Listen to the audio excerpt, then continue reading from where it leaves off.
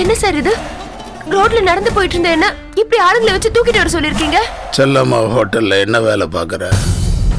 Assistant manager. மேனேஜர்னா ஹோட்டலை மட்டும்தான் maintain பண்ணணும். ஹோட்டல் முதலாளி ஒன்றை மெயின்டைன் பண்ண ஆசைப்படக்கூடாது. சார், நீங்க தப்பா பேசுறீங்க. நீ தப்பா நடந்துக்கிறதுனால தான் நான் இப்படி பேசுறேன். பொண்டாட்டி ஊர்க்கார பொண்ணாச்சே, அவ ரெக்கமெண்டேஷன்ல நீ வேலைக்கு வந்தியே, அதனாலதான் உன்னை நிக்க வச்சு பேசுறேன். இல்ல நேத்து ராத்திரியே உன்னை குழி தோண்டி புதைச்சிருப்பேன்.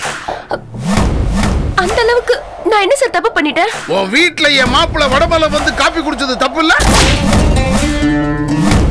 என் தங்கச்சி போன் வந்த உடனே பொய்யான இடத்துல இருக்கிறேன்னு சொன்னானே, அது தப்பு இல்ல?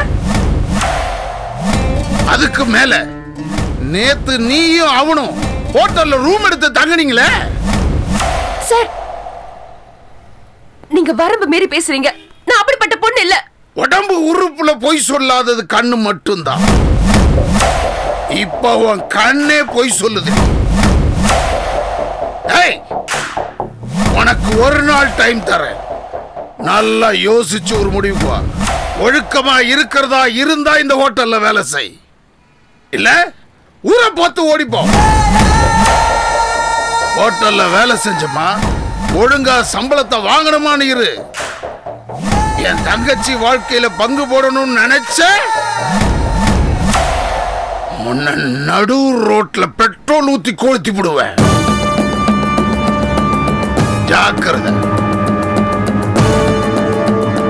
நான் சொல்றவன் இல்ல, செய்யறவன்.